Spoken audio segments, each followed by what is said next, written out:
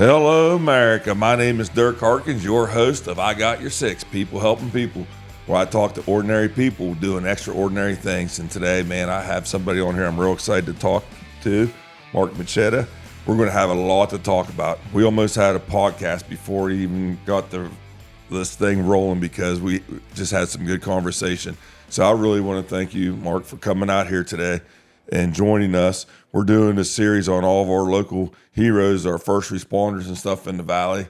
And you are definitely at the top of that list. So we just thank you so much for coming out here today and joining us. I appreciate it. It's an honor to be here. And it's an honor to have you. Hey, would you give us a little background about yourself? You know, just any information you want, as far back as you want to go.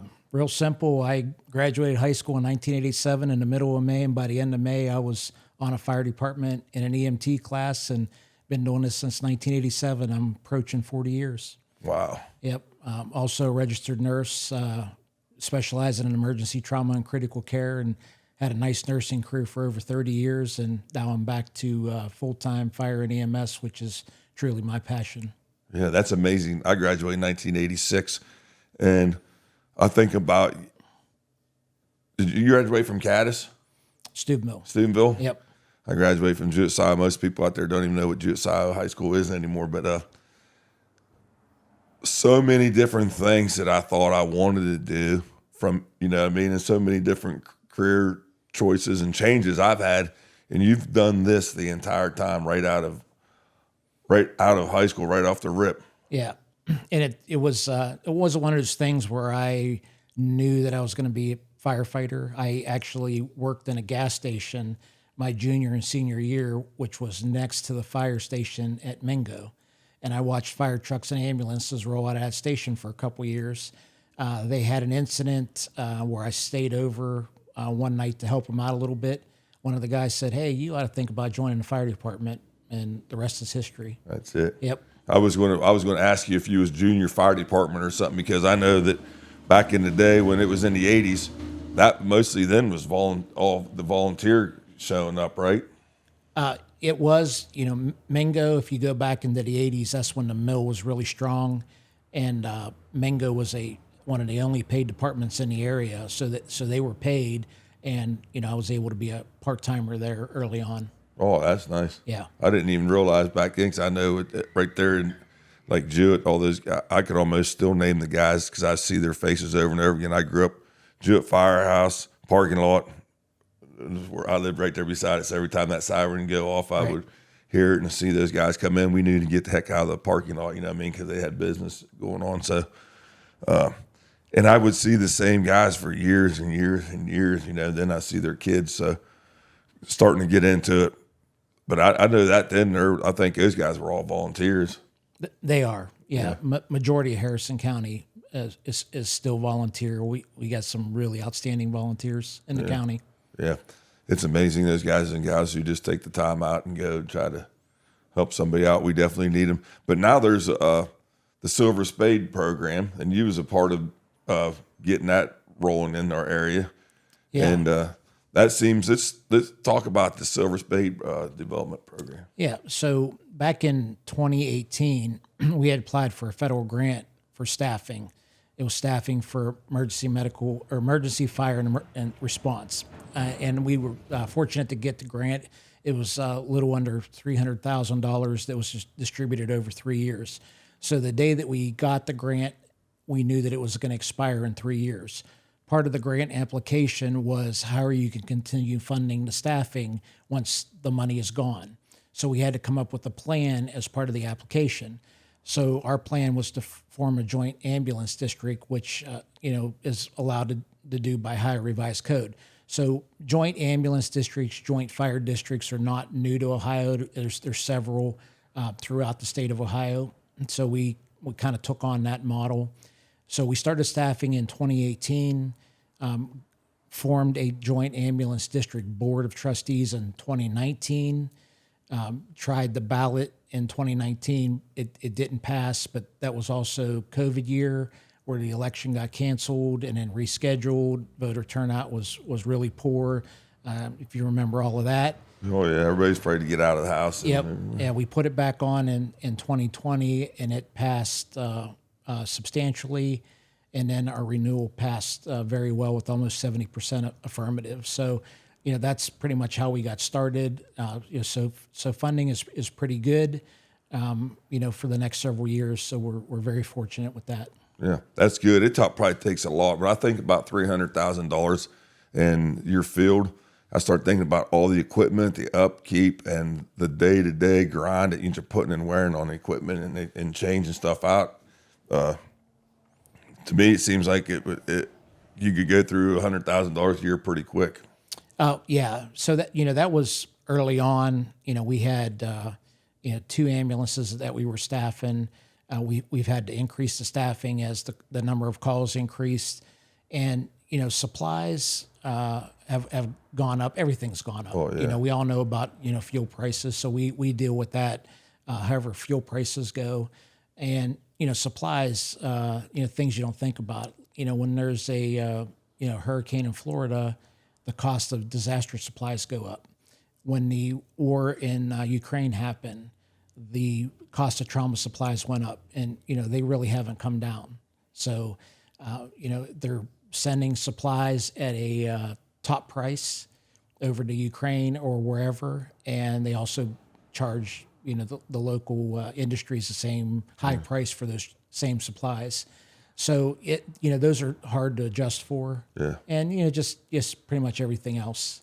Yeah. The price is up. Yeah, that's what that just don't seem fair that our local communities like that have to pay the price for, because they're going to give our military and our government. You buy a hammer somewhere in the military, it's going to cost you $200. They always say, because they give it to the highest bidder, not the lowest.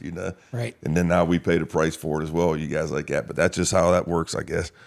But you're the day-to-day grind of a first responder right here in the valley. We were talking about this before starting, and I was asking you about like the calls, how many calls you get daily and stuff like that. And you were throwing some numbers at me about last year and what your projected is this year, and that just blows me away that you are staying that busy. Yeah. So 2017, as an all-volunteer department, we had 127 calls. And, a lot of calls we weren't able to answer as an all-volunteer department. In 2018, we started staffing October 28th. Earlier in the year, we started with some, pay per call. So we were able to answer, 560 calls in 2018. Wow. So last year, we were over 2,700 calls. This year, we might scratch 3,000 calls. Man, that's just got to take a toll on you. But that's the difference, and that's huge that they've passed that silver spade, because you wouldn't them 500 and some calls, if it was volunteers, a lot of the guys are working, you know what I mean, and different things like that. There'd have been a lot of unanswered calls. There would have been a lot of probably more devastation out there, because you guys are quick on the spot to be there. I was telling Scotty Ward that we were out in the middle of Adena up at a farm in my buddy's house, and one of my nieces broke her ankle, and Hopedale was there, the first ones there. That blew me away to see them come up over the hill. Everywhere I go, I see them. So I know you guys have to be exhausted and tired. How many people do you have on your staff? Do you have 12-hour shifts, 8-hour shifts? Yeah, we have a combination of everything. We have 8s, we have 12s, we have 24s. It just all depends on who the person is that's working. Our minimum per day is 6. A lot of days we have a 7th person on. It just all depends. And I work, pretty much Monday through Friday. And if I'm there at time, I'm the 7th person, or sometimes the 8th person. And that paid off. The other day we had 4 EMS calls going at the same time, 4 ambulances on the road, and it was, myself and the other person on the 4th ambulance. Wow. Now it was great. We handled everything, but the whole time we're en route to the hospital, I'm like, please don't have another call. Please don't have another call, because at that point there was really nobody left in town. Yeah. And, that's the reality of it. Yeah, That's crazy to think all 4 dispatched at one time. So when the training, there's got to be a lot of training. I know you're professionals, but just like everything else, even the pro athletes are, honing their skills on a daily basis and stuff, and new technology coming out and things like that. So how do you juggle that as the chief to get some training in, to keep, during all the calls and to keep their physical and mental health going? There's a lot of juggling going on there with that. Yeah. Training can get tough at times, especially as a volunteer, because you got work-life balance. And, if you're a volunteer and you're working a full-time job and you got a family and you're given time at the fire department and you say, hey, I need you to give more time because I need you to go to this training, that's additional stress, makes work-life balance. When you're doing it full-time as a career, this is, my job now. So, I got opportunities maybe that others won't. I just spent 2 days in Indianapolis taking a fire class on, how to use a thermal imaging camera, which thermal imaging is not new, but the cameras have become better. And as the technology has got better, the applications have become more. And I thought that I was pretty solid on how to use a thermal imager camera until I went to this class and heard an expert speak for 2 days. I realized I didn't know much. So now I'm preparing my own class on how to use thermal imager camera to educate, the people in the area. Good. You bring your knowledge back and share with everybody else. That's what's Absolutely. supposed to happen there. The thermal imaging camera. So, is that like when if the house was on fire, you could look through and see if there was somebody the rooms you would have to get into to help rescue somebody? Or so yeah, you can, it can definitely help assist in a rescue, but it doesn't replace your hands, to actually feel around. You can see a body heat signature, but if the body's under blankets, you can scan right by and not realize that there's a person there. So if you see, what looks like a couple pillows on the bed, you better get your hands on those pillows and make sure that there's not, person underneath those blankets. So yes, it can help, but it's like you can't clear a room just with the thermal imager. You still got to get in there and get your hands on it. So technology is good, but you still have to use it appropriately. Yeah. Yep. Well, that's amazing.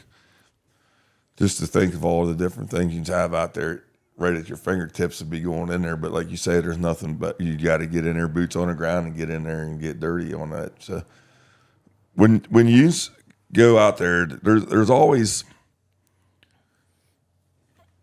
these calls that we're talking about right here in the valley.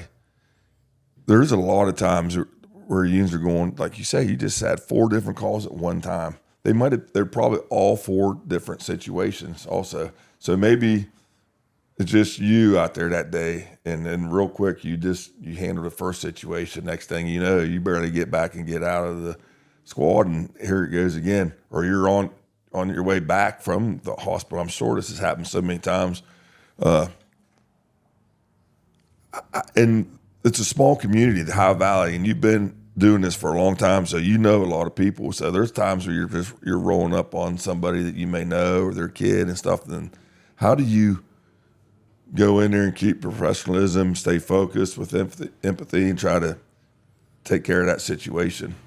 Yeah, being in a small community, it's not uncommon to know, the victim, or you develop a relationship, with people over time.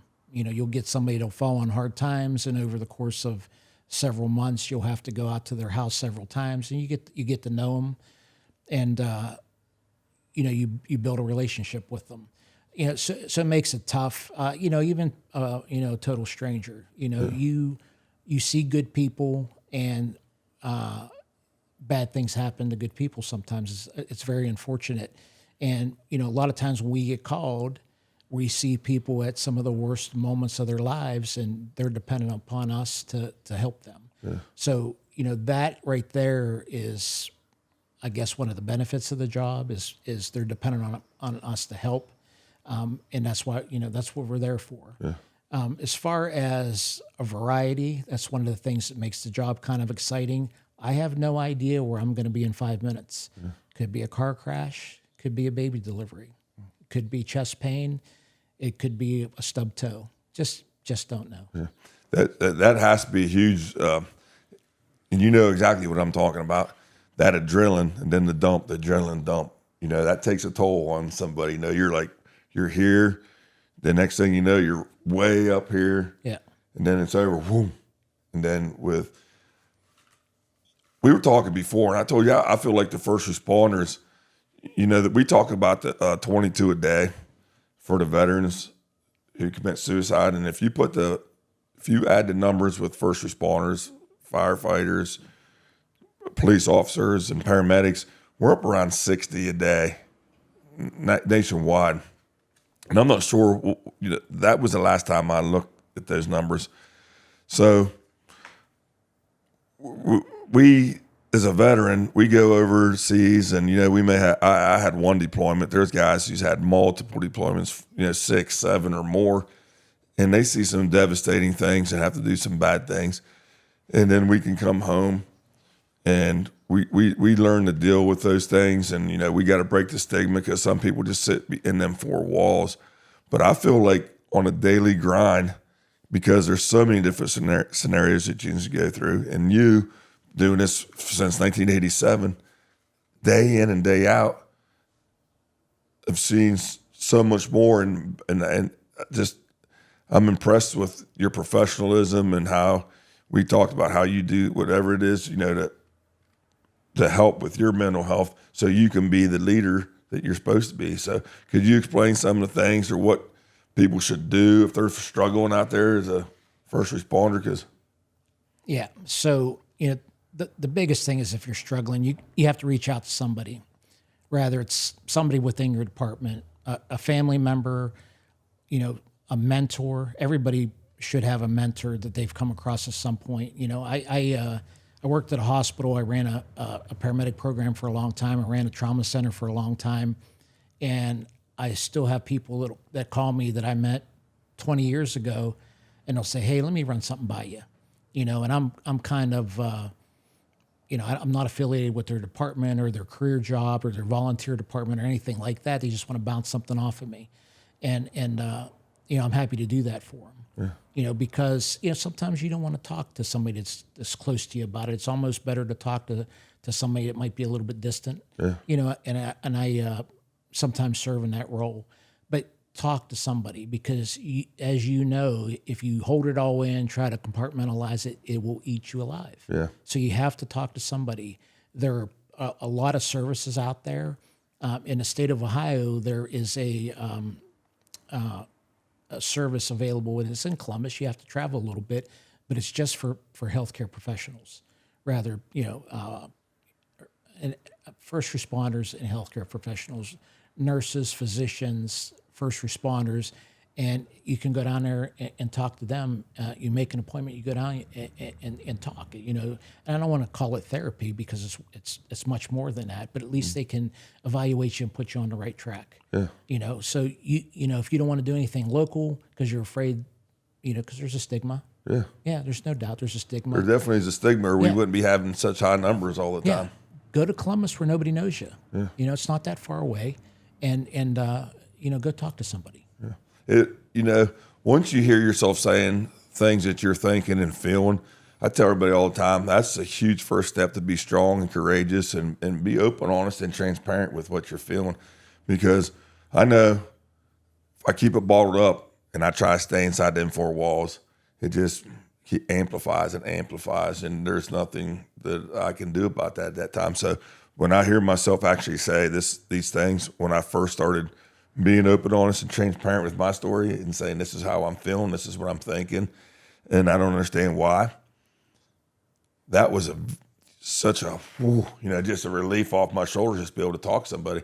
And that's exactly what I did. I didn't do it with somebody local the first time or somebody that I knew. And it took me a while to find somebody, even outside, somebody I didn't know that I trusted. But when I did, it was amazing. And it helped me. And that's why I continue just to want to help everybody that I can to this day with the mental health crisis. And I know that your occupation has got to be one of the highest stress levels there is.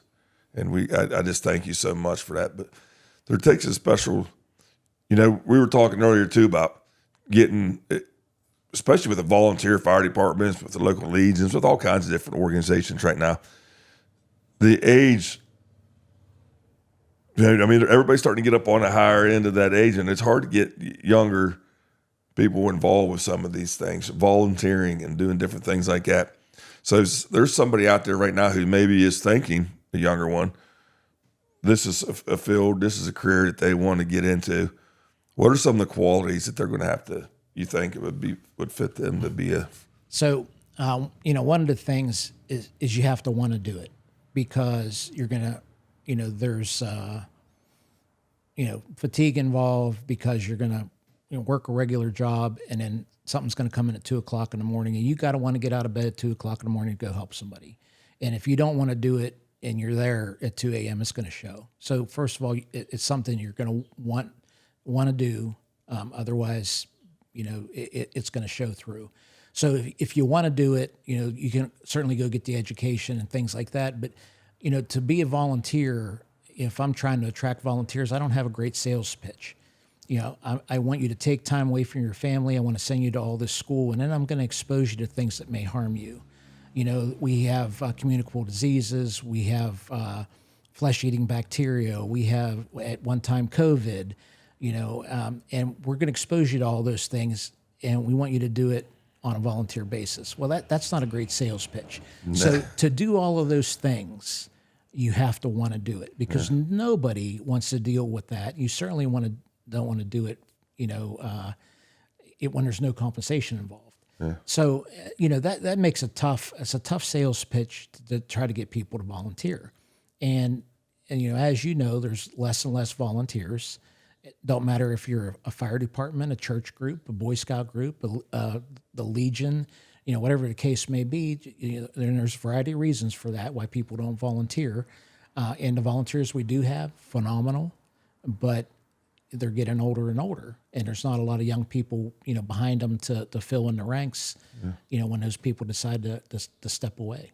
So, I hope this doesn't happen, but if something we got to think about, if this continues to go like that path, I see different places, different organizations that are actually folding because of that reason. You know what I mean? So some of our smaller rural areas who are still volunteer at some point in time, they're going to dissolve because no one is helping. I mean, so yeah, it's happened in Ohio. Most recently, I believe Dillonville, small community. Yeah. They just pretty much ran out of members that were EMTs, so they just stopped answering calls. And that's just right down the road. So that puts does your, from the Hopedale, from your site, will they go to Dillonville? Do they go that far, or is that? So, in a big incident, we will go, because if we have a big incident, we would ask for help. Yeah. For routine stuff, that's a little bit of a stretch. Yeah. Because there's other places that are going to be closer. I mean, if we look at response and it says you're 35 minutes away, there's probably somebody that's closer than 35 minutes, you would think. Yeah. So that wouldn't be something that would be routine unless it was something that was large scale.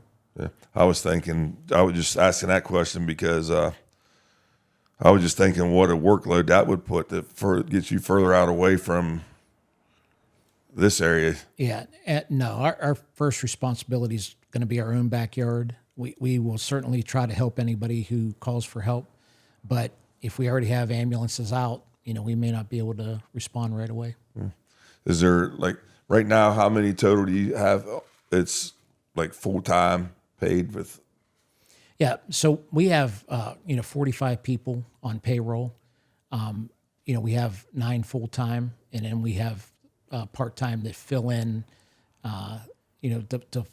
to staff the rest of it. So, when you say 45, you're like, oh, wow. Well, hey, hang on. There's a variety. Some of those people work 8 or 12 hours a week. Some, work 32 hours a week. It really all depends. Yeah, I don't think that's too much. I don't think that's too much at all, because unions are out there responding all over the place. And if people listen, and it's what you just said about how many calls you're going to maybe reach 3,000 this year, that's going to wear 45 people out pretty quick, I feel. Yeah. And, the number 3,000, if you compare that to just Steubenville. Steubenville runs way more than 3,000 calls. But their transport time to the hospital, in an hour, they can do 2 or 3 transports.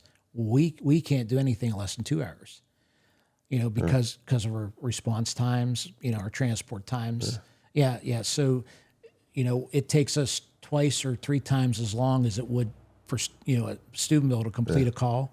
So the number, it's really hours on the road is if you wanted to do a comparison. We spend probably more hours on the road than the Steubenville does, but numbers wise, they answer more calls than we do. Yeah, they stay inside their city. Yeah, pretty much. So, yeah. Makes sense. Every time, say if you're in Hopedale or Caddis or Jewett, and then you got to get to Steubenville or Wheeling. Right. That's a response time from point A to B, then B to C. Oh, yeah.